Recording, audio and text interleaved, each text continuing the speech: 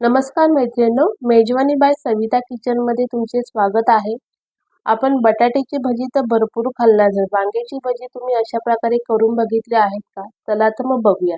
हे वांग्याची भजी करण्यासाठी मी काय काय साहित्य वापरलेले आहे तर चला तर मग आपण बघणार आहोत। त्या अगोदर तुम्ही माझ्या चॅनलवरती नवीन असाल, माझी रेसिपी बघत असाल तर मला माझी रेसिपी कशी वाटते लाईक कमेंट करून नक्की सांगा। त्यासाठी अगोदर इथे मी एक मोठं वांग घेतलेलं आहे।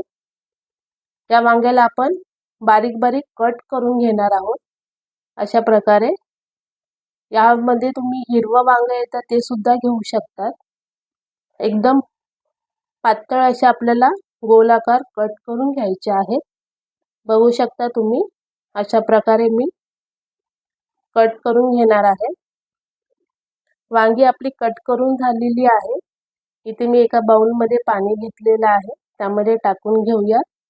नंतर यामध्ये मी 1 चमचा मीठ टाकून घेणार आहोत आणि मिक्स करून घेऊया। आता आपण हे साइडला ठेवून घेणार आहोत। आता आपल्याला जे भजीसाठी मिश्रण तयार करून घेणार आहोत त्यासाठी 1 वाटी मी चण्याचे पीठ घेतलेलं आहे, अर्धा चम्मच हळद घेतलेली आहे, चवीनुसार मीठ आणि इथे थोडा ओवा घेतलेला आहे, तो टाकून घेऊया। नंतर यामध्ये आपण थोडं पाणी टाकून हे मिश्रण मिक्स करून घेऊया। हे तुम्हाला जास्त घट्टही करायचे नाही, जास्त पातळही नाही। अशा प्रकारे आपलं मिश्रण तयार झालेलं आहे।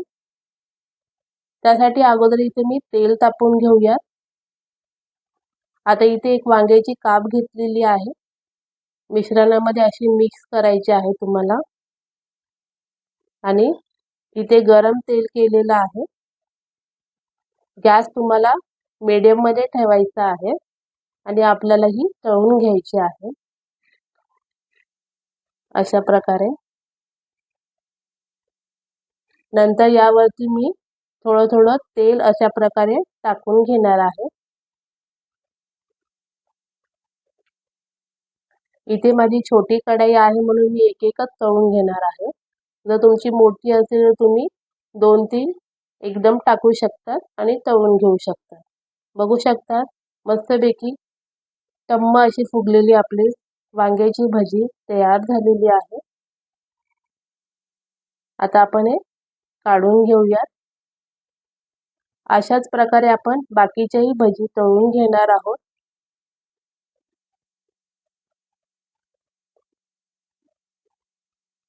इथे मी दुसरी सुद्धा टाकून घेतलेली आहे, काढून घेऊ। अशाच प्रकारे बाकीच्या भज्या मी इथे वांग्याची भजी तळून घेतलेली आहे। चला तर मग आपली भजी तयार झाली।